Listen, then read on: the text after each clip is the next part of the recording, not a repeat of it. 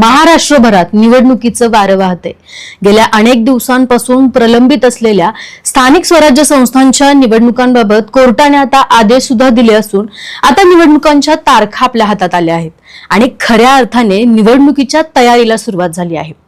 याच पार्श्वभूमीवर आज आपल्यासोबत पिंपरी चिंचवड महानगरपालिकेच्या प्रभाग क्रमांक 24च्या नगरसेविका पदाच्या इच्छुक उमेदवार सौ शालिनी कांतीलाल गुजर आणि त्यांचे पती श्री कांतीलाल गुजर हे दोघेही आपल्यासोबत उपस्थित आहेत.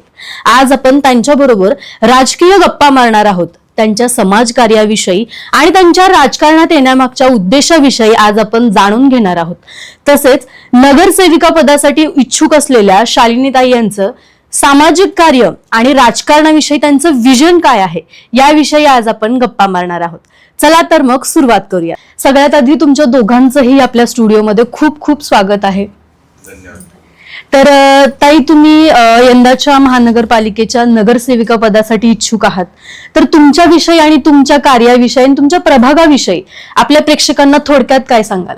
मी शालिनी कांतीलाल गुजर, प्रभाग क्रमांक 24 या प्रभागातून निवडणूक लढवू इच्छिते. तर निवडणूक म्हटलं तर आम्हाला काही हे क्षेत्र नवीन नाही. आम्ही ह्याच्या अगोदरही 4-5 निवडणुका केल्या.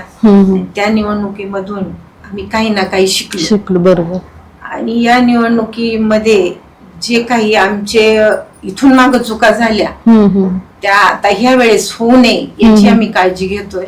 बरोबर. आणि सर्व म्हणजे आपले जे कार्य ते आम्ही सर्वसामान्यांपर्यंत पोहोचवण्याचं काम मी ह्या निवडणुकीमध्ये केलेलं आहे, करते. आणि सर्व ताकदीनिशी मी या निवडणुकीला सामोरे जाते. तर सर, तुम्ही गेले 45 वर्षापासून या क्षेत्रात आहात.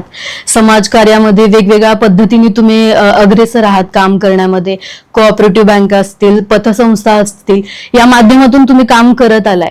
मग आता समाजकारणाकडून थेट राजकारणाकडे येण्यामागचा तुमचा उद्देश काय होता? नमस्कार, मी कांतीलाल तुकाराम गुजर, चेअरमन प्रेरणा कोऑपरेटिव्ह बँक. होणाऱ्या महापालिकेच्या निवडणुकीच्या करता महिला सर्वसाधारण गटातून माझ्या पत्नी शालिनी गुजर या निवडणूक लढवत आहे. आणि गेली 40-45 वर्ष आमचं कुटुंब समाजकारणात, राजकारणात, शैक्षणिक मध्ये, सहकारामध्ये या सर्व क्षेत्रात कार्यरत आहे. माझे वडील तुकाराम भाऊ गुजर यांनी 1981 साली या प्रेरणा शिक्षण संस्थेची स्थापना केली. त्यावेळेचा जर विचार केला तर आपण थेरगाव मध्ये पहिली शाळा खरं आमच्या वडिलांनी स्थापन केली. त्यावेळेस शाळेच्या माध्यमातून जर मुलांना शाळेत जायचं असेल तर औंधण चिंचवडच्या त्या ठिकाणी शाळा होत्या. आणि शाळेची गरज, मुलांच्या शिक्षणाची गरज ओळखून त्यांनी त्यांच्या वयाच्या 31व्या वर्षी प्रेरणा शिक्षण संस्थेची स्थापना केली. थेरगावला पहिली शाखा सुरू केली. 7 विद्यार्थ्यांवरती ती शाळा सुरू झाली. आणि जवळपास आता 2500 विद्यार्थी त्या ठिकाणी शिक्षण घेतात. आणि त्या संस्थेला 45 वर्ष पूर्ण होत आहेत. अनेक विद्यार्थी त्याच्यातून शिक्षण घेतलंय. अनेक त्या शिक्षणाच्या माध्यमातून अनेक क्षेत्रामध्ये ती मुलं आज कार्यरत आहेत, उद्योग व्यवसायात आहेत. शिक्षण संस्थेच्या बाबतीत जर सांगायचं झालं तर ज्या मुलांनी शिक्षण संस्थेमध्ये प्रेरणा शाळेमध्ये शिक्षण घेतलं त्यांची मुलं सुद्धा त्याच शाळेमध्ये शिकली. आणि आवर्जून काही उदाहरणं अशी आहेत की त्यांची मुलं पण आता बालवर्गात वगैरे ऍडमिशन घेत आहेत. म्हणजे 3 पिढ्यांचं जवळपास नातं प्रेरणा शाळेच्या माध्यमातून सुरू झालं. आणि अतिशय गोरगरीब मुलांना शिक्षणाचं महत्व आणि शिक्षणापासून कोणताही विद्यार्थी वंचित राहू नये म्हणून खरं कुटुंबाने पहिलं काम हे शिक्षण क्षेत्रामध्ये या शिक्षण संस्थेच्या माध्यमातून केलं. नंतर ह्या सर्व गोष्टी करत असताना आर्थिक गरज ही पण महत्वाची आहे. थेरगाव परिसर 85-86 नंतर विकसित होत राहिला आणि त्यांना आर्थिक गरजची जी गोरगरीब लोकांना जाणवत होती त्याच्यातून मग प्रेरणा पतसंस्थेची स्थापना झाली. त्याच्यानंतर जे महाराष्ट्र मित्र मंडळ असेल, बँक असेल, सामाजिक संस्था असेल, असं जवळपास 45 वर्षामध्ये तुकाराम भाऊ आणि आमच्या कुटुंबाने मग त्या स्तरावरती या सर्व संस्थेच्या माध्यमातून कार्य करत राहिल्यात. आणि या सर्व संस्था यशस्वीरित्या चालवण्यामध्ये कुटुंब आजपर्यंत यशस्वी झालेलं आहे. मग आता तुम्ही जसं बोलला, तुम्ही वेगवेगळ्या पद्धतीतून समाजकार्य करतायच. पण राजकारणामध्ये पदार्पण केल्यानंतर 2-3 निवडणुकांमध्ये तुम्हाला हार पत्करावी लागली. काय वाटतंय, कुठं चुकलं असेल? चुकलं असं म्हणता येणार नाही. शेवटी समाजकारण राजकारण या नाण्याच्या दोन बाजू आहेत. बरोबर. समाजकारण माणूस करतो गोरगरिबांच्या, कष्टकऱ्यांच्या किंवा समाजाच्या मध्ये जे वंचित घटक आहे त्यांना न्याय देण्याकरता खरं समाजकारणाकरता प्रत्येक कार्यकर्ता काम करीत असतो. बरोबर. मग आता आमचे वडील असतील, मी असेल, मिसेस असेल, मुलं असतील, आता ही सुद्धा या सर्व संस्थेच्या माध्यमातून समाजकार्याकरता काम करतातच. चुकलं असं काही नाही. शेवटी निवडणूक ही लढाई आहे आणि त्या लढाईमध्ये कोण बरोबर कोण चुकीचं हे आज सांगता येत नाही. समाजकारणात काम करताना अनेक निवडणुकीला जरी आम्ही सामोरं गेलो असलो तरी भरभरून लोकांनी आम्हाला मतदान पण केलेलं आहे. त्यामुळे नाराज होण्याचं काही कारण नाहीये. कारण की जे काम करतोय, ज्या लोकांचा आमच्यावरती विश्वास आहे आणि त्या विश्वासाला पात्र ठरून आम्ही समाजकारण करतोच. बरोबर. जरी पराभव आला म्हणून काय आम्ही राजकारण सोडलंय किंवा समाजकारण सोडलंय किंवा नवीन संस्थेच्या माध्यमातून काम करायचं सोडलंय किंवा ज्या संस्था काम करतोय त्या अधिक सक्षमपणाने कशा काम करतील त्याच्याकरता प्रयत्न सोडलेत असं झालेलं नाही. मग राजकारणामध्ये अनेक पक्षांच्या माध्यमातून आम्ही कार्यरत राहिलो. त्याच्यामध्ये अनेक नेत्यांचं आम्हाला सहकार्य मिळालं. या सर्व संस्था चालवत असताना मार्गदर्शन मिळालं आणि निवडणुका म्हणले की ठीक आहे, यश अपयश आहे आणि मतदारांनी जो कौल दिला तो आम्ही स्वीकारला. ज्या काही गोष्टी कमी पडतात त्या आम्ही येणाऱ्या निवडणुकीमध्ये अधिक कसं चांगल्या प्रकारे काम करू त्याच्याकरता विचार करतोय. आणि ह्यावेळेस तर आम्हाला खात्री आहे की शेवटी इतके वर्ष काम करणाऱ्या कुटुंबाला आताची जनता मात्र नक्की या निवडणुकीला पूर्ण साथ देईल आणि जे काही थोड्या अधिक मताने आम्हाला अपयश येत आहे ती उणीव ह्या निवडणुकीमध्ये भरून निघेल ही मला मतदारांकडून, नागरिकांकडून किंवा आपण इतक्या वर्ष केलेल्या कामाच्या माध्यमातून खात्री वाटते. सर, तुमच्या प्रभागाविषयी आणि त्या प्रभागात कुठली कामं अशी की झालेली नाहीयेत आणि ती तुम्ही पूर्णत्वास न्याल? तसा विचार केला तर थेरगाव 86 साली पिंपरी चिंचवड महानगरपालिकेमध्ये समाविष्ट झाले. बरोबर. मग ती 86ची निवडणूक असेल, 92ची असेल, 97ची असेल, 2007 असेल, 2012, 2017 आणि आता 2026ला अशा अनेक निवडणुका झाल्या. थेरगाव परिसराचा विचार केला तर प्राधिकरणग्रस्त जास्त भाग होता. त्याच्यामध्ये पिंपरी चिंचवड नवनगर प्राधिकरणाचं आरक्षण होतं आणि त्या आरक्षणाच्या भीतीने अनेक थेरगावातल्या आमच्या गाववाल्यांनी असू द्या किंवा ज्यांच्या जमिनी होत्या त्यांनी त्या जमिनी आमची जमीन प्राधिकरणात जाईल ह्या भीतीने त्यावेळेस प्लॉटिंगच्या माध्यमातून जमिनीच्या प्लॉटिंगची विक्री केली आणि त्यावेळेस जो बाकीचा परिसर जो डेव्हलप होत होता आणि एल्प्रो कंपनी असेल, एस्केप असेल, पदमजी असेल, ह्या ज्या पिंपरी चिंचवडमध्ये भोसरी एमआयडीसी मध्ये ज्या विकसित औद्योगिकरण होत होतं त्यातल्या कामगारांनी विशेष करून ह्या परिसरामध्ये गुंठा, अर्धा गुंठा, 1 गुंठा जागा घेतल्या आणि त्याच्यामध्ये त्यांनी स्वतःच एक स्वतंत्र घरकुल किंवा स्वतःच एक छोटं घरगा असाना अशा पद्धतीने त्यांनी घरं बांधली आणि गोरगरीब जनता आमच्या प्रभागामध्ये ज्यांच्या हातावरचे पोट होतं, कमी पगाराची उत्पन्न क्षमता होती, त्या लोकांची संख्या आमच्या प्रभागामध्ये जास्त राहिली. त्यामुळं तसा विचार केला तर मोठ्या सोसायट्या होण्याचं प्रमाण आमच्या प्रभागामध्ये कमी झालं. ज्या जागा मोकळ्या होत्या त्या मोकळ्या जागेमध्ये आता अनेक चांगल्या सोसायट्या झाल्यात. शिक्षित लोक किंवा आयटी मधली काही आता लोक आमच्या पण प्रभागामध्ये त्यांचं प्रमाण वाढलेले आहे. पण विशेष करून विचार केला तर गोरगरीब जनतेची किंवा गोरगरीब यांची राहण्याची जास्त आमच्या प्रभागामध्ये तशी ते राहतात आणि कामकाजाच्या संबंधी आणि विकास कामाच्या संबंधी विचार केला तर ज्या ज्या निवडणुका झाल्या, जे नगरसेवक त्या प्रभागामध्ये निवडून गेले त्यांनी त्यांच्या परीने कामं केली, नाही असं नाही, परंतु रस्ते छोटे खूप राहिले. म्हणजे जर विजनरी काम झालं असतं तर रस्त्यांच्या रुंदीकरण मोठं असतं. आता आमचा विचार जर केला तर अख्ख्या थेरगावमध्ये 80-90% भागामध्ये 10-15-20 फुटाचेच रस्ते, काही ठिकाणी 15 फुटाचे, काही ठिकाणी 20 फुटाचे. परंतु जसं नागरीकरण वाढत चाललंय मग त्या नागरीकरणामध्ये जे रस्त्यांची लांबी मोठी पाहिजे होती, रुंदी मोठी पाहिजे होती, तर ती जर असती तर आता जो मोठा भेडसावणारा जो प्रश्न आहे जो पार्किंगचा किंवा रस्ता छोटा असल्यामुळं वाहनांना जाण्या येण्याचा तो पण प्रश्न मोठ्या प्रमाणामध्ये आहे. सगळ्यांनी बांधकामं केलेली असल्यामुळे वाहनांना लावायला पार्किंगची सुविधा सुविधा नाही. नाही, बरोबर. नागरीकरण मोठ्या प्रमाणात झालेलं असल्यामुळं त्याच्यामध्ये जी ड्रेनेजची पाण्याची जी व्यवस्था आहे ती व्यवस्था सुद्धा अधिक सक्षम असण्याची गरज आहे. कारण की नागरीकरण वाढलं त्यामुळे पर्यायाने त्याचा सर्व परिणाम ह्या गोष्टीवरती झाला. मग ते लाईट असेल, पाणी असेल, रस्ते असतील किंवा गटराचं ड्रेनेज असतील ह्याच्यावरती परिणाम झालेला आहे. त्यामुळे नागरीकरण ज्या ज्या भागामध्ये किंवा आमच्या भागामध्ये जास्त आहे त्याची दुरुस्ती किंवा चांगलं नियोजन होण्याची अधिक चांगलं नियोजन होण्याची गरज आहे. चांगले गार्डन डेव्हलप होण्याची गरज आहे. त्याच्यामध्ये 24 तास पाणी कसं नागरिकांना मिळेल, लाईटची व्यवस्था कशी चांगली राहील की जेणेकरून काही डीपी असतील किंवा छोटे छोटे युनिट असतील लाईट जाण्याचं प्रमाण आहे त्याच्यावरती थोडं काम करण्याची गरज आहे. मुळात आरोग्यावरती चांगलं काम करण्याची गरज आहे.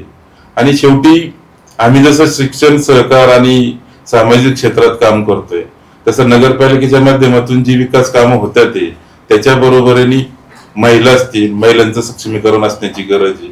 मुलांना चांगलं शिक्षण मिळण्याची गरज आहे. तरुणांना उद्योग चांगले मिळण्याची गरज आहे.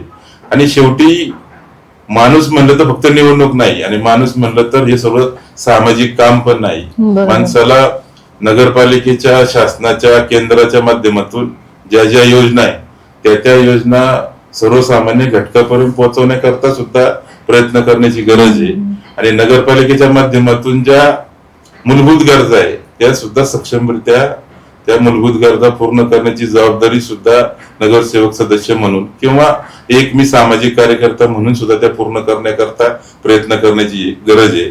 त्या संस्थेच्या माध्यमातून जे आम्ही काम करतोय ते तर करतच राहू, पण त्याला राजकारणाची जर जोड मिळाली तर ती अधिक सक्षमपणाने आम्ही त्या सर्व गोरगरीब घटकांच्या पर्यंत, सर्वांच्या पर्यंत तो चांगला न्याय देण्याची किंवा प्रभागामध्ये चांगलं वातावरण निर्माण ठेवण्याची किंवा सर्वांगीण विकास आपण जसं म्हणतो की नगरपालिकेच्या माध्यमातून मूलभूत गरजा असतील आणि त्या नगरपालिकेच्या माध्यमाच्या व्यतिरिक्त मग ती शिक्षणाची गरज असेल, तरुणांना अर्थकारणाची गरज असेल, महिलांना छोटे मोठे उद्योगाची गरज असेल, छोट्या मुलांना संस्काराची काही गरज असेल किंवा सुरक्षितता असेल, सीसीटीव्ही कॅमेरे असतील किंवा अशा अनेक, जसं आपण एक व्यक्तीच्या आपल्या बाजूने जर आपण विचार केला तर जशी आपल्याला सर्वांगीण विकास, आपल्या सर्वांगीण विकासाची व्याख्याच मला असं वाटतं की रोजच्या पडणारे प्रश्न, रोजच्या पडणाऱ्या अडीअडचणी त्याच्यावरती मात करणारा, त्याच्यावरती प्रबोधन करणारं, त्याच्यावरती मार्ग काढणारा, त्याला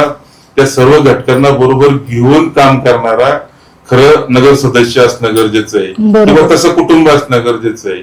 त्या अर्थाने सर्वांगीण विकास होईल असं मला असं वाटतं. कारण की नगरपालिकेच्या माध्यमातून जी कामं होत्या ती तर होणारच आहेत, पण त्याच्यातली कशी चांगलं काम होईल, चांगल्याला पण जास्त महत्व आहे किंवा रोजच्या रोज कचरा नेला जाईल, प्रभागातले रस्ते असतील किंवा बाकीच्या ज्या आरोग्याच्या दृष्टिकोनातून ज्या समस्या आहे त्या कशा वेळेवर होणं गरजेचं आहे आणि त्याचा पाठपुरावा कसा राहील, लाईटच्या संदर्भामध्ये कसा राहील, जी आरक्षण असतील ती आरक्षण विकसित कशी केली जातील, ह्या सर्वांगीण बाजूनी मग त्या काही प्रश्न नगरपालिकेच्या माध्यमातून असतील, काही राज्य शासनाच्या माध्यमातून असतील, काही केंद्राच्या माध्यमातून असतील, राज्य शासनाच्या माध्यमातून काही योजना असतील, त्या योजना सर्व घटकापर्यंत पोहोचवणं आणि त्यांना न्याय मिळवून देणं हे मला असं वाटतं की प्राधान्याने आमचं कुटुंब त्याच्यामध्ये काम करेल. सामाजिक क्षेत्राचा संस्था अधिक सक्षम चालवण्याचा किंवा चांगल्या विचाराचा आमचा अनेक दिवसाचा प्रवास आहे. त्याला जर राजकारणाची जोड मिळाली तर त्याच्यामध्ये नक्कीच आम्ही प्रभावीपणे काम करील.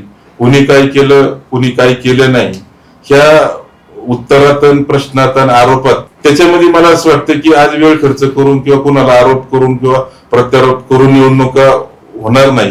कारण की शेवटी प्रत्येकाला संधी मिळाली, त्या प्रत्येकाच्या संधीप्रमाणे किंवा त्यांच्या कामकाजाच्या पद्धतीप्रमाणे प्रत्येक जण त्या प्रक्रियेमध्ये काम करण्याचा विचार करतो. आमचं फक्त म्हणणं एवढंच आहे की नक्कीच आम्हाला जर संधी मिळाली तरी आमचा पण ठसा आम्ही या प्रभागामध्ये नक्की उमटेल आणि असं काम करून दाखवेल की ठीक आहे बाबा, यांनी या सर्व संस्थेच्या माध्यमातून काम करतात, आपण त्यांना संधी दिली, त्या संधीचं यांनी सोनं केलं आणि प्रभागामध्ये चांगलं वातावरण, सुरक्षितता, सगळ्यांना प्रबोधन करण्याची भूमिका, सगळ्यांना शिक्षित करण्याची भूमिका, तरुणांना न्याय देण्याची भूमिका आणि सर्वांगीण सर्वांच्या बरोबर राहण्याची भूमिका आमची नक्की राहील.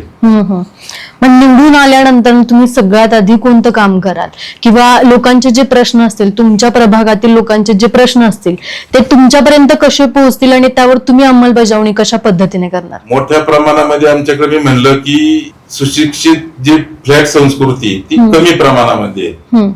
पूर्ण प्रभाग 80-90% प्रभाग आता विकसित झालेला आहे. नव्यानं कोणचा विकास आणण्यासारख्या ज्या जागा उपलब्ध पाहिजे ती परिस्थिती आता सध्या तरी आमच्या प्रभागामध्ये कमी. ज्या आरक्षित झालेल्या जागा आहेत त्याचे ताबे घेतलेले नसतील किंवा जे आरक्षण ज्या कारणाकरता पडलेलं आहे त्या आरक्षणाच्या जागा नगरपालिकेच्या कडे ताब्यात घेऊन ज्या कारणाकरता त्या जागा डेव्हलप झाल्या पाहिजेत त्याचा पाठपुरावा केला जाईल. आणि ज्या मूलभूत मी म्हणलं की मूलभूत जी त्यांच्या गरजा आहेत त्या गरजेवरती काम करणं हाच एक भाग आहे. पिंपरी चिंचवडमध्ये जे नव्यानं भाग डेव्हलप होतो, नव्याने गाव समाविष्ट होतात, त्या गावामध्ये विकास कामं करण्याकरता मोठ्या प्रमाणामध्ये वावर होतो. जी गावं विकसित होऊन आता 86 ते 27 हा विचार केला तर 40 वर्ष झाले. 40 वर्षामध्ये ज्या जागा अवेलेबल आहेत, ज्या जागा अवेलेबल आहेत त्याच्यावरती डेव्हलपमेंट झालेले आहे. ज्या जागा आरक्षित आहेत त्याच्यावरती डेव्हलपमेंट झाली. ज्या आरक्षित जागा ताब्यात घेतलेल्या नाहीत त्याच्यावरती अधिकचं काम करण्याची गरज आहे. पाण्याच्या बाबतीत विचार केला तर अधिक पाणी पुरवठा होण्याकरता अजून नवीन टाकी आपण कुठे घेऊ शकतो का, किंवा लाईटच्या प्रश्नामध्ये अजून डीपी आपण कुठे टाकू शकतो का, लाईट पुरवठा सुरळीत कसा होईल त्याचा विचार करू शकतो का.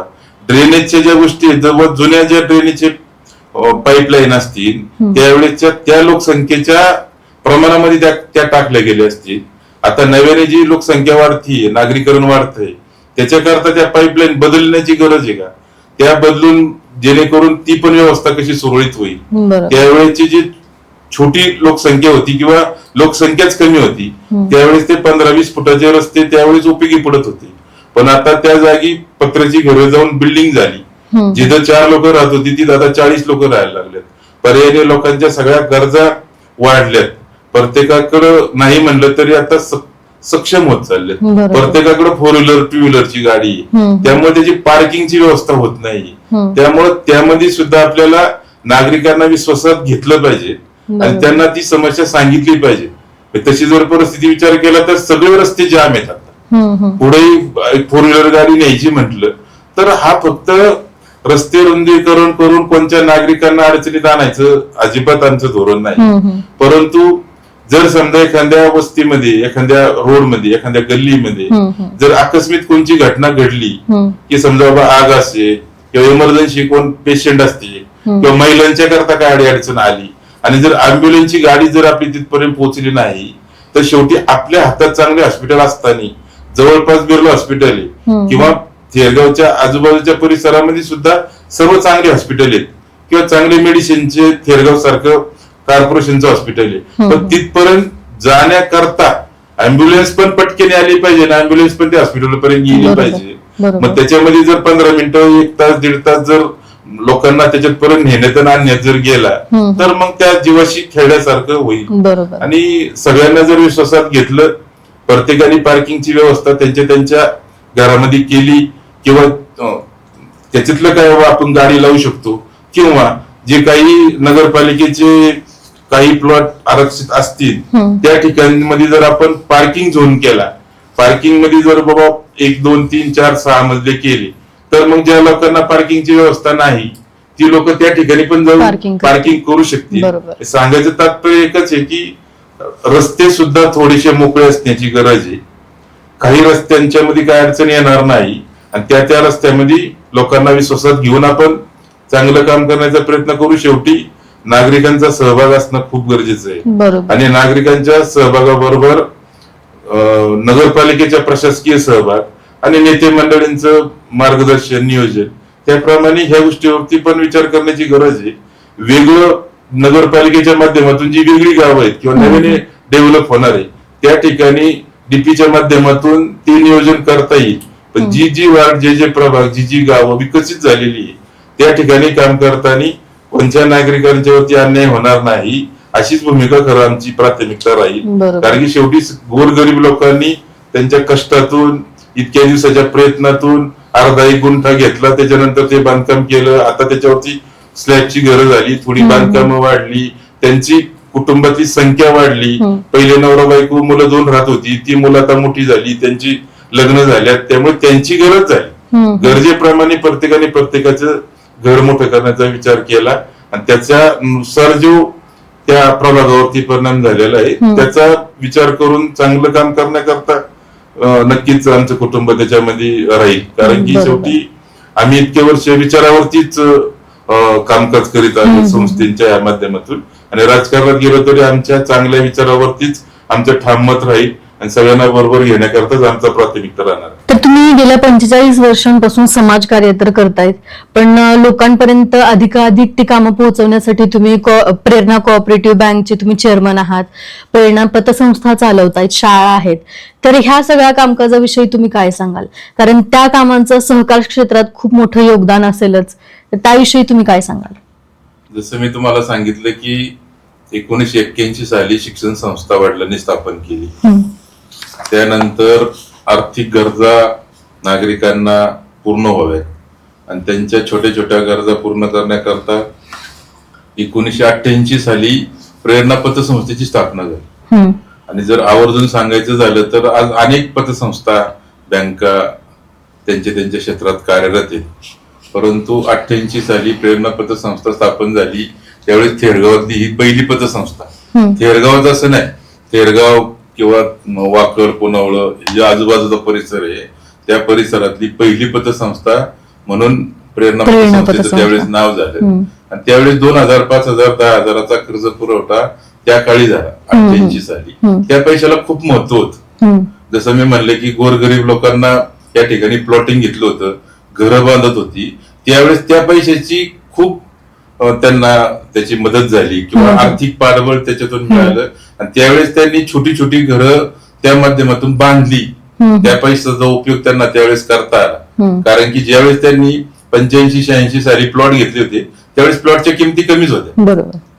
त्यावेळेसचे हे जे पैसे होते 5,000, 10,000, 15,000, 20,000 त्यांना त्या मूलभूत गरजा पूर्ण करण्याकरता छोटस सुंदर आपलं घर करण्याकरता पहिल्यांदा पतसंस्थेच्या माध्यमातून खरं चांगली गोरगरीब लोकांना मदत झाली. आज ते पतसंस्थेच्या 5 शाखा आहेत आणि अतिशय चांगल्या प्रकारची पतसंस्था या विविध ठिकाणी कार्यरत आहे.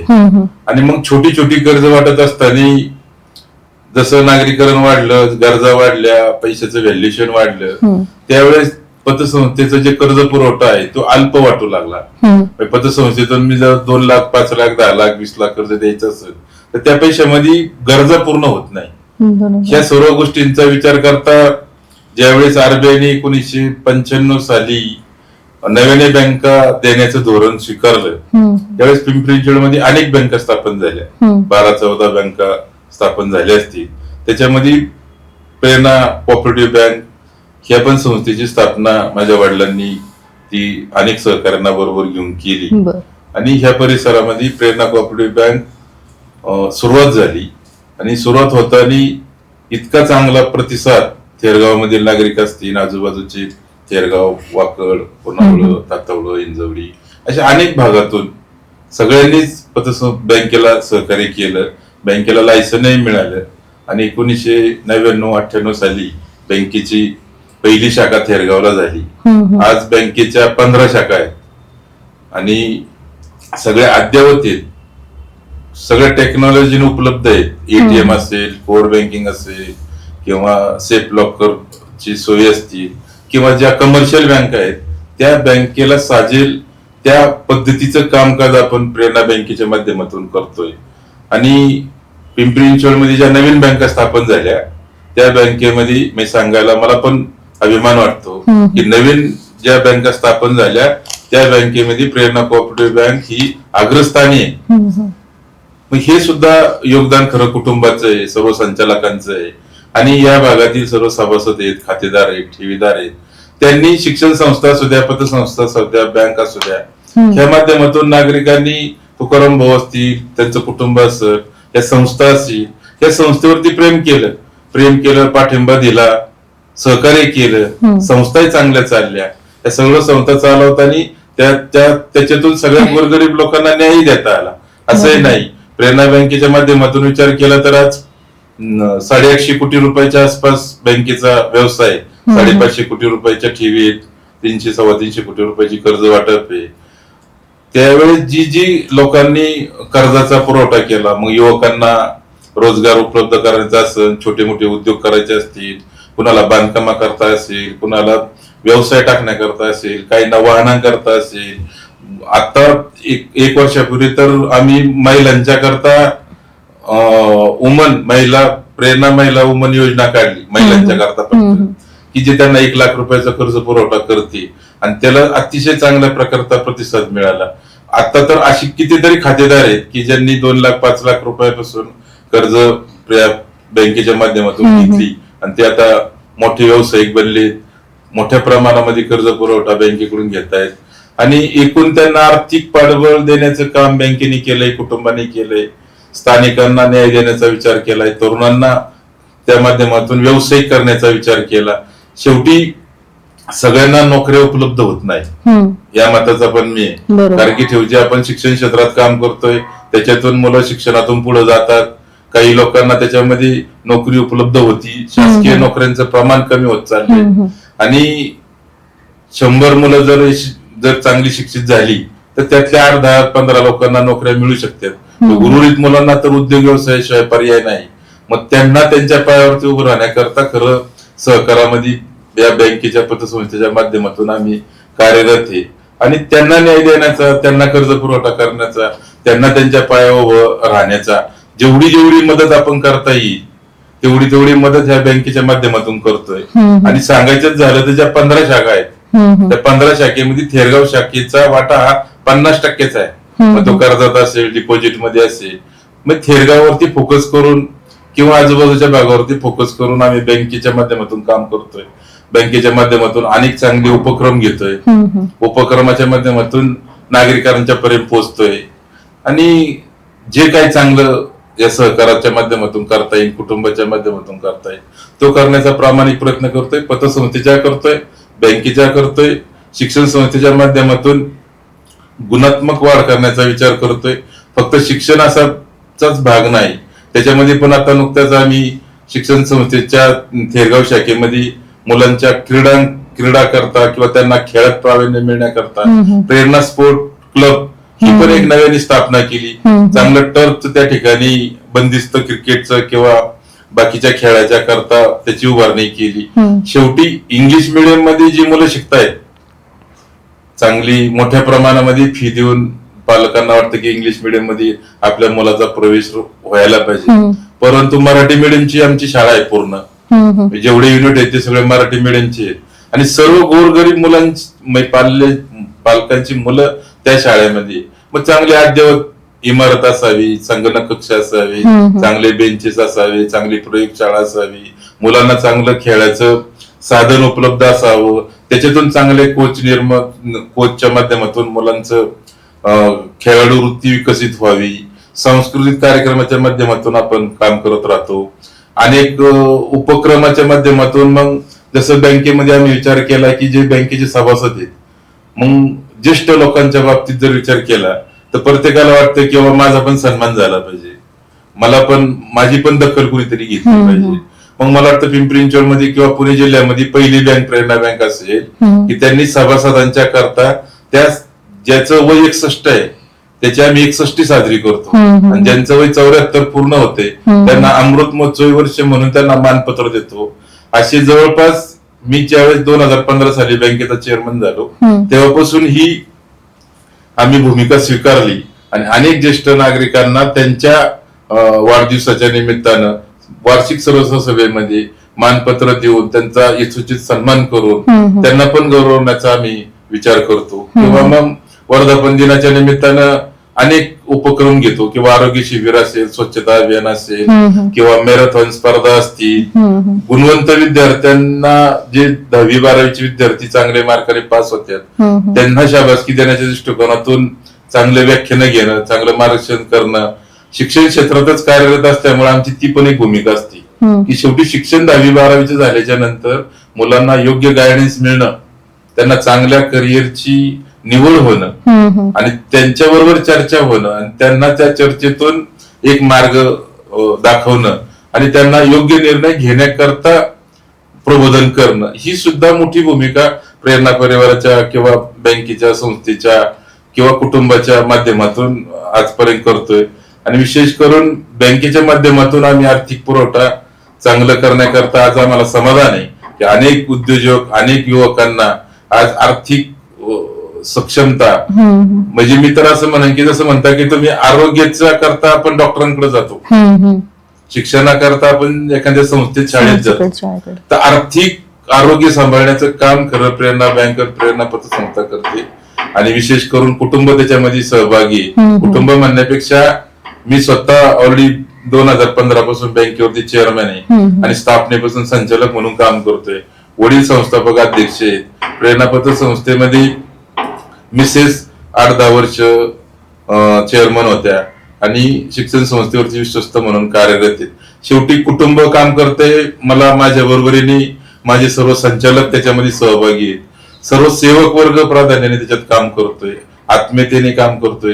ज्या क्षेत्रात आपण काम करतोय ते क्षेत्र यशस्वी झालं पाहिजे, सर्वसामान्यांच्या करता कार्यरत राहिलं पाहिजे, सर्वसामान्यांना त्याच्यातून न्याय मिळाला पाहिजे, चांगली ग्राहक सेवा दिली पाहिजे, जे काम करायचं ते सर्वोत्तम केलं पाहिजे या मताचा आम्ही आहे. कारण की फक्त संस्था स्थापन करणं किंवा फक्त चालवणं किंवा नावाला असणं असं न म्हणता जी संस्था आहे ती संस्था प्रभावीपणे कशी काम करेल, चांगलं काम कसे करेल, सगळ्यांना सामावून कसं घेता येईल, सगळ्या गोरगरिबांना सर्व घटकांना कसा न्याय देता येईल, सर्व सहकार्यांना कसं विश्वासात घेता येईल या पद्धतीतून काम करतो. आणि त्याचं समाधान पण आहे, चांगलं काम करण्याची चांगला विचार पण आहे. आणि हे सगळ्यांकडे पाहून सुद्धा अनेक लोक त्या संस्थेबद्दल कौतुक व्यक्त करतात. आणि पिंपरी चिंचवड शहरामध्ये प्रेरणा किंवा प्रेरणाच्या अनुषंगाने या सर्व संस्था, प्रेरणा म्हणजे तुकाराम भाऊ गुजर, प्रेरणा म्हणजे बाबा कांतीलाल गुजर, असं एक नातं निर्माण करण्यामध्ये आम्ही सातत्याने प्रयत्न करतोय. चांगल्या प्रकारचं यश त्याच्यामध्ये मिळतंय, नाही असं नाही. अधिक संस्था प्रभावीपणे काम करण्याकरता आम्ही अधिक जास्तीचे प्रयत्न करू आणि ह्या सर्व संस्था कशा सर्वसामान्यांना न्याय देण्याच्या करता प्रयत्नशील राहू. बरोबर. तुमच्या बोलण्यातून एक गोष्ट तर कळते की समाजकार्य हा तुमचा मेन उद्देश आहे. तुमचं पूर्ण कुटुंब समाजकार्यात आहे आणि एक राजकारणाची जर त्याला जोड भेटली तर तुम्ही आणखी समाजकारणामध्ये पुढे जाऊ शकता. लोकांपर्यंत जास्तीत जास्त पोहोचावं यासाठी तुम्ही प्रेरणा कोऑपरेटिव्ह बँक असेल, पतसंस्था असतील, त्याद्वारे वेगवेगळे उपक्रम आयोजित करता जेणेकरून लोकांपर्यंत तुमचं काम पोहोचावं. तर मग आता राजकारणात आल्यानंतर निवडणुकीत निवडून येण्यासाठी म्हणा किंवा काम करण्यासाठी म्हणा, तुम्ही तुमच्या प्रभागातील जनतेला, पीसीएमसीच्या जनतेला काय आवाहन कराल? नगरपालिकेच्या माध्यमातून निवडणुकीला सामोरं जाताना एक आव्हान तर नक्की करेल की भाऊंनी काही निवडणुका लढल्या, माझ्या पत्नींनी या अगोदर निवडणुका लढल्या, थोड्या अधिक मताने पराभव झाला. तो पराभव आम्ही मोठ्या मनाने मान्यही केला. पराभव झाला म्हणून आम्ही आमच्या कामात, आमच्या संस्थेत किंवा संस्थेच्या माध्यमातून काम करण्यात कुठेही कमी पडलो नाही. ठीक आहे, कमी पडलो तरी त्याच्यामध्ये आपण सुधारणा करून अधिक चांगलं काम कसं करेल त्याच्याकरता आम्ही कायम प्रयत्नशील राहिलो. थेरगाव मधील नागरिक असतील, गाववाले असतील, सहकारी असतील, महिला असतील, तरुण असतील, या सर्वांना या निमित्तानं खरं मी विनंती करेन की समाज क्षेत्रात काम करणारं तुकाराम भाऊंचं त्यांचं कुटुंब 1981 सालापासून थेरगाव परिसरामध्ये काम करते. सातत्याने कोणत्याही निवडणुका किंवा कोणत्याही राजकीय पदाच्या पोटी हे सर्व काम करत आहे असं नाही. 1981 साली जर प्रेरणा शिक्षण संस्था स्थापन केली तर नगरपालिका 1986 साली आहे. 86 सालच्या निवडणुकीच्या नंतर भाऊंनी 97 ची निवडणूक लढलेली. निवडणुकीत पराभव आल्याच्या नंतर प्रेरणा कोऑपरेटिव्ह बँकेची स्थापना झालेली किंवा प्रेरणा पतसंस्था 1988 ला सुरू झालेली. राजकारणाकरता ह्या संस्था आहेत अशातला काय भाग नाही. सर्वसामान्यांच्या करता ह्या संस्था आहेत आणि त्या संस्था सक्षमपणाने आम्ही चालवतोय. शेवटी मला पण आमच्या कुटुंबाला असा प्रश्न पडतो की जर हे काम करत असताना शेवटी बघा, समाजकारण आणि राजकारण ह्या नाण्याचे दोन बाजू. प्रत्येक समाजकारणात काम करणाऱ्या माणसाला वाटते की आपल्याला न्याय दिला पाहिजे, आपल्याला न्याय मिळाला पाहिजे आपण ज्या क्षेत्रात काम करतोय त्या कामाची आपल्याला पावती मिळाली पाहिजे. आम्ही ज्या संस्थेत काम करतोय ती पावती आम्हाला मिळती. चांगली बँक चालवतोय, चांगला वर्ग त्याच्यामध्ये अवर्गात संस्था काम करतात, चांगला डिव्हिडंड देतोय, त्याची प्रगती दिवसांगणिक वाढत चाललेली. शिक्षण संस्थेमध्ये चांगली गुणवत्ता वाढ होती, चांगली मुलांची संख्या आहे. माध्यमिकच्या बाबतीत विचार केला, माध्यमिक शाळा, प्राथमिक शाळा, तर प्रत्येक ठिकाणी मुलांची स्ट्रेंथ कमी होती म्हणून काही शाळा बंद पडतात. हे पण उदाहरण आपण आज पेपरमध्ये किंवा वर्तमानपत्रात किंवा जाहिरातीच्या किंवा टेलिव्हिजनच्या माध्यमातून ऐकतो की इथली विद्यार्थी संख्या कमी झाल्यामुळे 1 युनिट कमी झालं, 1 तुकडी कमी झाली, शिक्षक सरप्लस झाले. पण आमच्या संस्थेमध्ये एकही शिक्षक सरप्लस होत नाही. त्याचं कारण आहे की त्या संस्थेत काम करताना आम्ही मुलाच्या गुणवत्तेवरती काम करतो ना. त्या मुलांना वाटतं की बाबा मला प्रेरणा शाळेतच माझा मुलगा शिकला पाहिजे. मग सांगायचं तात्पर्य काय, ज्या संस्थेत काम करतोय ती संस्था सक्षमच चालवते. मग ती पतसंस्था, बँक, सामाजिक काम हे सगळं. मग ज्या क्षेत्रात आम्ही इतके वर्ष काम करतोय ते काम करताना आम्ही तिथं कुटुंब म्हणून काम करतो आणि त्याच्यात चांगल्या प्रकारचा न्याय पण देतो. मग समाजकारण करणाऱ्या माणसाला राजकारणात संधी मिळालीच नाही पाहिजे का? मग आमच्या कुटुंबाचं काय चुकतंय? इतके वर्ष आम्ही राजकारण करतोय पण राजकारण करताना ती संधी मिळत नाही असं म्हणण्यापेक्षा मॅक्झिमम लोक त्या विचाराला आम्हाला मतदान करतात. थोडंफार जे कमी पडतंय त्याच्यामध्ये जर मला असं वाटतं एक वेळ जर संधी दिली, एक वेळ जर या कुटुंबाला त्या राजकारणाबरोबर समाजकारणाबरोबर राजकारणात जर काम करायची संधी मिळाली तर समाजकारणात आमच्यासारखी काम करणारे अनेक युवक असतील किंवा खेळगावमध्ये अनेक संघटना असतील किंवा असे कितीतरी लोक समाजकारणात विविध मार्गाने जे मंडळाच्या माध्यमातून. आता आम्ही जय महाराष्ट्र मित्र मंडळ सुद्धा आमचं 1986 आहे. मंडळाच्या माध्यमातून काम करणारे युवक असतील, पतसंस्थेच्या माध्यमातून असतील किंवा एखाद्या बचत गटाच्या माध्यमातून असतील, एखादी समाज उपयोगी संस्थेच्या माध्यमातून असेल. शेवटी तरुणांना, ज्येष्ठांना वाटतं की बाबा आपण आपल्या क्षेत्रात कार्यरत राहिलं पाहिजे. ज्येष्ठ नागरिक सुद्धा कोणत्या ना कोणत्या क्षेत्रात काम करतात. काम का करतात तर माझ्या कामामुळे अन्य लोकांना त्याचा काहीतरी उपयोग व्हावा, काहीतरी ज्ञान मिळावं, काहीतरी त्याच्यातून प्रबोधन व्हावं आणि संघटित व्हावं हा दृष्टिकोन असतो. मग ते काम करताना वाटतं की बाबा राजकारणामध्ये पण आपल्याला संधी मिळावी. राजकारणात संधी मिळाली तर जे प्रश्न नागरिकांना राजकारणाच्या माध्यमातून पूर्ण करायचे असतात ते समाजकारणातल्या कार्यकर्त्याला पूर्ण करता येत नाही. उदाहरणार्थ आता आम्ही समाजकारणात काम करतोय त्याच्यामध्ये आम्ही चांगल्या प्रकारे काम करतोय हे जनतेला, पिंपरी चिंचवडला, पुणे जिल्ह्याला माहिती आहे. पण नगरपालिकेच्या माध्यमातून विचार केला, नगरपालिकेचा कोणता प्रश्न असेल आणि त्या प्रश्नाला जर आम्हाला न्याय द्यायचा असेल तर तिथं आम्ही कमी पडतो. आता तिथं जे सत्ताधारी आहेत, जे प्रतिनिधी म्हणून निवडून आलेले आहेत त्यांना प्राधान्य जास्त राहतं. आणि समाजाची भूमिका काय आहे, समाजकारणातल्या कार्यकर्त्यापेक्षा राजकारणातल्या माणसाला थोडस उजवं न्याय मिळतो, त्याच्याकडे पाहायचा दृष्टिकोन बदलतो. आणि मग आमच्या जाग्या कार्यकर्त्याला असं वाटतं की फक्त समाजकारणाच्या बाजूने आपण काम करतोय, राजकारणामध्ये का आपल्याला डावललं जातं. प्रत्येक गावामध्ये भावकी, गावकी, राजकारण, गट, तट, पक्ष किंवा की ही लोक इतके दिवस या क्षेत्रात काम करतात मग ह्यांना राजकारणापासून अलिप्त ठेवायचंय का? पण नागरिकांनी हा विचार केला पाहिजे, किती दिवस तुम्ही या कुटुंबाला न्याय देणार नाही, तुकाराम भाऊंच्या घराला न्याय देणार नाही. मग आता गाव पातळीवर विचार केला तर सर्वांना संधी मिळाली. फक्त आमचं गुजर कुटुंब आहे की गुजर कुटुंबाला अजून पिंपरी चिंचवड महानगरपालिकेमध्ये संधी मिळाली नाही. मग या निमित्तानं तर नक्कीच आमच्या कुटुंबाच्या अपेक्षा राहणार आहे ना, किंवा आम्ही काय वेगळं काम करतोय किंवा आम्ही काय चुकीचं काम करतोय किंवा आम्ही काय समाजाच्या विरुद्ध काम करतोय किंवा आमच्या कुटुंबापासून कुणाला काय त्रास होतोय. मग समाजात चांगल्या काम करणाऱ्या कुटुंबाला जर आपण न्याय देऊ शकणार नसेल तर भविष्य काळामध्ये समाजकारणात काम करणारे घटक कमी होतील, कार्यकर्ते कमी होतील आणि समाजाचा मग राजकारणाकडे बघण्याचा आणि चांगल्या समाजात काम करणाऱ्या कार्यकर्त्याचा समाजाकडे बघण्याचा दृष्टिकोन बदलेल. ह्या निवडणुकीत माझं तर नक्कीच ही भूमिका राहील की ह्या सर्व गोष्टीचा विचार करून नागरिकांनी विचार करावा.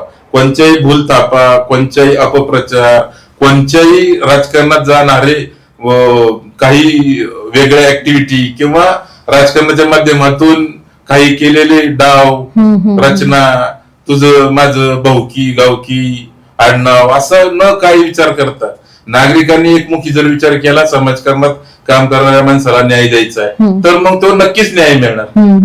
मी म्हणत नाही की बाबा आम्ही समाजकारणात काम करतो उरलेले लोक कामं करीत नाही, सगळी काम करतात, सगळ्यांना न्याय द्या, त्याच्याबद्दल दुमत नाही.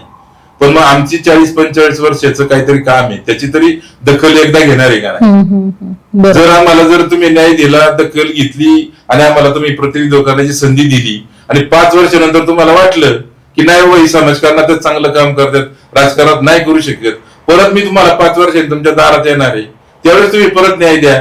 तुम्हाला योग्य वाटलं तर निवडून द्या, नाहीतर पराभव तर आम्ही पाहिलेलेच आहेत. पण एखाद्या माणसाला संधी द्यायची नाही आणि संधी न देताच ठरवून टाकायचं की यांचं राजकारणात काम नाही, ह्यांना राजकारणात असं नाही, असं न करता 4-2 लोकांच्या मुळे बोटवर मोजणाऱ्या माणसांच्या मुळे चांगलं कुटुंब या समाजकारणाबरोबर राजकारणात यशस्वी होत नाही. त्याची सुद्धा खरं नागरिकांनी, विशेष करून मतदारांनी, महिलांनी, तुमच्या युवकांनी त्याचा पण विचार केला पाहिजे. बरोबर. किंवा मग आमच्या प्रेरणा बँकेच्या पतसंस्थेच्या माध्यमातून सभासद असतील, खातेदार असतील, कर्जदार असतील, अनेक वर्ष त्या संस्थेची जोडलेली सर्व नागरिक असतील, मतदार असतील, अनेक दिवसाची प्रेरणा शाळेच्या माध्यमातून शिकून गेलेले माजी विद्यार्थी असतील, त्यांची मुलं असतील, त्याचं कुटुंब असेल, त्यांनी तर एक वेळ विचार केला पाहिजे. या सर्व संस्था आहेत, आपण या जवळून पाहिल्यात, काम पाहिले. असं नाही की तुकाराम भाऊ कोण आहे माहित नाही किंवा कांतीलाल गुजर कोण आहे माहिती नाही किंवा पहिल्यांदाच माझी मिसेस उभी राहिली अशातला पण भाग नाही. मला काय म्हणायचे, जर आम्ही चुकीचं आहे तर मला एवढे मतदान झालेच नाही पाहिजे. बरोबर. आणि जर आम्ही बरोबर आहे तर आम्हाला असं निवडून दिलं पाहिजे की हा जनतेतला आवाज आहे, समाजकारणातला आवाज आहे आणि समाजात काम करणाऱ्या माणसाला नागरिकांनी आणि मतदारांनी दिलेला न्याय ह्या बाजूने सुद्धा मला असं वाटतं की मतदारांनी विचार करावा आणि एक वेळ तर नक्की संधी द्यावी. समाजकारणात काम करणाऱ्या प्रत्येक कार्यकर्त्याला संधी द्यावी या मताचा मी आहे. त्याच्यामध्ये जो उजवं काम करीन त्याला संधी द्या. मी म्हणतो किंवा राजकारणातली लोक काय समाजकारण करत नाही का? करतात की. मी पण म्हणतो, मी आरोप प्रत्यारोपामध्ये नाहीच आहे किंवा कोण करतंय कोण करत नाही, कोण संस्था चालवितोय कोण चालवित नाही, कोण बरोबर चालवितोय कोण चुकीचं चालवितोय, त्याच्याबद्दल दुमतच नाही. प्रत्येक जण प्रत्येकाच्या परीने जसं जमेल तसं राजकारणात काम करतो, समाजकारणात काम करतो. माझं फक्त म्हणणं एकच आहे की जे समाजकारणात काम करणाऱ्या जे घटक असतील त्यांच्या बाजूने सुद्धा मतदारांनी न्याय द्यावा आणि कायमस्वरूपी एक कुटुंब किंवा इतके वर्ष समाजकारणातल्या कामाला जर न्याय देऊ शकलं नाही तर भविष्य काळामध्ये कुणी समाजकारणाकरता एवढं झुकून देऊन काम करण्याची भूमिका घेणार नाही. आज राज्यकर्ते म्हणतात शिकलेल्या लोकांनी राजकारणात यायला पाहिजे किंवा महिलांनी राजकारणात आलं पाहिजे, युवकांनी राजकारणात आलं पाहिजे, ज्येष्ठांनी राजकारणात आलं पाहिजे. मग राजकारणाची समीकरणं जर एवढी बदललेली असतील आणि समाजाचा राजकारण्यांकडे किंवा राजकारणात येणाऱ्यांकडे किंवा समाजकारणातल्या माणसांकडे बघाचा जर दृष्टिकोन असा असेल तर मग इतक्या वर्ष काम करणाऱ्या माणसाला न्याय मिळत नाही तर मग आपल्याला न्याय कसा मिळणार? असं म्हणून मग काही जनता, काही युवक राजकारणापासून अलिप्त राहतात. ती सुद्धा गोष्ट चांगली नाही ना. म्हणजे न्याय देताय त्या द्या, ज्याला न्याय द्यायचा त्यांना द्या. न्याय देण्याबद्दल दुमत नाही, पण आपण ह्या कुटुंबाला का डावलतोय हा सुद्धा प्रश्न पडला पाहिजे. आणि आमच्या भरपूर चुका असतील, आम्ही खरंच समाजामध्ये चांगलं काम करीत नसेल, संस्थेच्या माध्यमातून काम करत नसेल किंवा सामाजिक दृष्ट्या काही काम करीत नसेल तर मग आम्हाला पण हा प्रश्न पडतो ना. मग फक्त राजकारण ठराविक गोष्टीवरतीच फिरतंय का? असं पण म्हणून चालणार नाही. समाज व्यवस्था जर पुढं अधिक चांगली चालली पाहिजे, सगळ्यांना न्याय मिळाला पाहिजे, सगळ्यांना सामावून घेतलं पाहिजे आणि सगळे विचाराचे लोक राजकारणात राहिली पाहिजे. हजर नागरिकांना, युवकांना, महिलांना असं जर खरं मनापासून वाटत असेल तर चांगल्या माणसाच्या पाठीमागे राहण्याची गरज आहे. आज मी म्हणजे त्याला दुसरा कार्यकर्ता असू शकतो, तिसरा असू शकतो, पण आपली पण न्यायी भूमिका पाहिजे. चांगलं काम करण्याच्या पाठीमागे आपण उभं राहिलं पाहिजे आणि प्रत्येकाला काम करण्याची संधी दिली पाहिजे. संधी दिली तरच समजणार हा माणूस ह्या क्षेत्रात काम करतो, ह्या क्षेत्रात पण तो काम करू शकतो का नाही करू शकत, तो त्याला न्याय देऊ शकतो का नाही देऊ शकत, आपल्याबरोबर अप्रोच मध्ये राहू शकतो का नाही राहू शकत.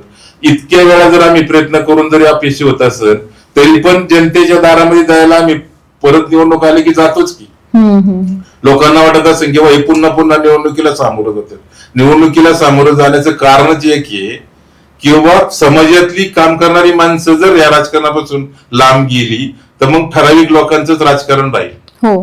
आणि ठराविक लोकांचंच राजकारण राहिलं तर सर्वसामान्यांचा आवाज आणि सर्वसामान्यांच्या करता काम करणारी कुटुंब, सर्वसामान्यांकरता काम करणारा घटक, कार्यकर्ता तयारच होणार नाही. आज आपण म्हणतो की गणेश मंडळ चालू करायचे म्हणलं तरी चालू होत नाही. गणेश मंडळ चालू झालं तर 2 वर्षात 3 वर्षात बंद पडतं. कोणती संस्था चालू केली तर 2-5 वर्षामध्ये कमी जास्त प्रमाणात अडचणीत येते.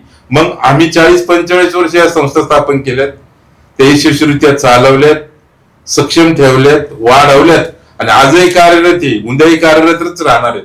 आणि आमचं समाजाकरता काम निस्वार्थीपणाने चालूच राहणार आहे. आमची फक्त एकच अपेक्षा, आव्हान किंवा विनंती किंवा त्या कुटुंबाला न्याय द्या की तो इतक्या दिवस न्यायाच्या प्रतीक्षेत आहे. आणि त्यांना जर तुम्ही न्याय दिला तर भविष्य काळामध्ये जी तुमच्या अपेक्षा आहे त्या बाजूने आम्ही सर्वोत्तम काम करण्याचा विचार करू. आणि त्यावेळी जर तुम्हाला वाटलं की नाही तुम्ही त्याच्यात यशस्वी झाली तर शेवटी येणारी निवडणूक ही परत तुमच्याच हातात आहे. बरोबर. निवडणूक हे म्हणजे मतदार राजा आहे, त्याच्या मनात येईल ते बटन दाबणार आहे. मग त्या निवडणुकीकरता काय विचार असतो तो बरोबर चुकीचा ह्या गोष्टीला काही तथ्य राहत नाही. मतदार ठरवून टाकतो ना मला मतदान द्यायचंय. फक्त ह्या भूमिकेतून माझी भूमिका आहे की जास्तीत जास्त लोकांनी आता कुटुंबाला साथ दिली पाहिजे. बरोबर. थोड्या अधिक प्रमाणामध्ये गावकीचं भावकीचं काही राजकारण जरी पुढे आलं तरी पण त्याला ते फरक पडणार नाही. आणि ह्या कुटुंबाला 100% न्याय देण्याच्या दृष्टिकोनातून सर्व मतदारांनी जर तो विचार केला तर नक्की तुकाराम भाऊंच्या रूपानं मग ते शालिनीला असेल, मला असेल, तो सगळ्यांचा पाठिंबा राहील आणि त्यांचं प्रतिनिधित्व करण्याची भूमिका नक्की कुटुंबाची राहील. त्याच्यामध्ये आम्ही यशस्वीरित्या त्याच्यामध्ये काम करू, कुणालाही त्याच्यामध्ये काही अडचणी येण्याचा भाग राहणार नाही. संस्थेच्या परीने आम्ही कार्य करीतच राहू. हे सर्व करत असताना इतक्या वर्ष आम्ही निवडणुका केल्या, राजकारण केलं, समाजकारण केलं, पण कोणत्याही संस्थेमध्ये राजकारण नाही. राजकारणाकरता मी संस्था चालवतच नाही किंवा राजकारणात म्हणून त्याचा परिणाम आम्ही कोणत्या संस्थेत करत नाही. तुमची शाळा, पतसंस्था, बँक कोणची असू द्या, मी जे काय बोलतोय ते खरंच आहे. कुणी सांगावं की बाबा बँकेत काय काम करायचंय किंवा काही गरज आहे, मदत आहे म्हणून काय आपण म्हणतो किंवा हा विचाराचा नाही, हा विरोधातला आहे किंवा निवडणुकीला मला मदत झाली नाही, अमुक नाही, असा प्रकारच नाही. समाजाकरता सगळ्यांच्या करता आपण काम करतो. संस्थेचं कामकाज हे संस्थेच्या ठिकाणी, राजकारण राजकारणाच्या ठिकाणी. माझं फक्त म्हणणं असंच आहे की बाबा समाजकारणात काम करणारा माणूस जर राजकारणात पण आला तर नक्कीच त्याची जोड घालून समाजकारणाची राजकारणाच्या जोडीमधून हे कुटुंब नक्कीच तुमच्या सर्व प्रश्नाला न्याय देईल. प्रशासकीय चांगला अनुभव आहे, चांगल्या लोकांची टीम आहे, चांगले सर्व क्षेत्रातली लोक आहेत, सर्व संस्थेच्या माध्यमातून शासकीय सगळ्या गोष्टीचा माहिती आहे आणि त्याचा परिणाम नक्कीच निवडणुकीमध्ये राहील. जे तुमच्या योजना असू द्या, संपर्क असू द्या, प्रबोधन असू द्या, माहिती असू द्या, सगळ्यांना न्याय देण्याकरता आमचं कुटुंब प्रयत्नशील राहील. त्यामुळं म्हणजे कळकळीची आणि विनंती आहे की यावेळी तरी आपण या सर्व गोष्टीचा विचार करून संधी द्यावी, एक वेळ तुम्ही मदत करावी किंवा कुणाच्याही भूलथापांना किंवा कोणत्याही गोष्टीला त्याचा विचार न करता किंवा छोट्या मोठ्या गोष्टीकडे दुर्लक्ष करून तुम्ही त्यांना साथ द्यावी, अशाच प्रकारची विनंती करेल, आव्हान करेल किंवा तुम्ही कुटुंबाला संधी द्यावी. बरोबर. म्हणजे तुमच्या बोलण्यातून असं तर एक लक्षात आलं की गावकी भावकीच्या राजकारणामुळे काम करणारं नेतृत्व कुठेतरी कमी पडतंय, म्हणजे मागं ढकललं जातंय कुठेतरी. मग आता या निवडणुकीच्या पार्श्वभूमीवर तुम्ही आजच्या युवा तरुणांना एक संदेश काय द्याल? युवा तरुणांना संदेश येऊ देईल ज्यांनी नवीन आता मतदार नोंदणी केली असती किंवा या 10-15 वर्षामध्ये ते 10 वर्षामध्ये मतदार झाले असतील. आता हे जे मी सांगितलं भाऊंचं काम 45 वर्ष 81 पासून तर आता 27 पर्यंत आपण या सर्व मुलाखतीच्या माध्यमातून सांगितलंय. अनेक तरुणांना, काही तरुणांना पाठीमागची पार्श्वभूमी माहिती नसेल म्हणून खरं हा सगळ्या गोष्टीचा चर्चा खरं या निमित्तानं करावीशी वाटली. तरुणांनी मतदान 100% केलं पाहिजे, मतदानापासून लांब नाही राहिलं पाहिजे. शेवटी मतदानाच्या रूपानेच तुम्ही तुमचा प्रतिनिधी निवडणार आहे. महिलांनी सुद्धा तोच विचार केला पाहिजे. महिलांनी ह्या 15-20 दिवसाच्या, महिन्याच्या कोणत्याही चर्चा, भाषण, संभाषण, कन्व्हिन्सिंग हेही पेक्षा पाठीमागचा इतिहास काय, मागचं काम काय, त्या उमेदवाराची पार्श्वभूमी काय, किती दिवसाचं त्याचं कामकाज आहे, ह्या गोष्टीवरती सुद्धा आलं पाहिजे. म्हणजे निर्णायक मत खरं महिलांनी घेतलं पाहिजे, ज्येष्ठांनी त्यांना मार्गदर्शन केलं पाहिजे आणि तरुणांनी सुद्धा सर्व विचार केला पाहिजे आणि मतदारापासून त्यांनी लांब नाही गेलं पाहिजे, सर्वांनी मतदान केलं पाहिजे. येत्या 15 जानेवारीला कपाट या चिन्हासमोरील बटन दाबून शालिनीताई कांतीलाल गुजर यांना प्रचंड बहुमतांनी विजयी करा.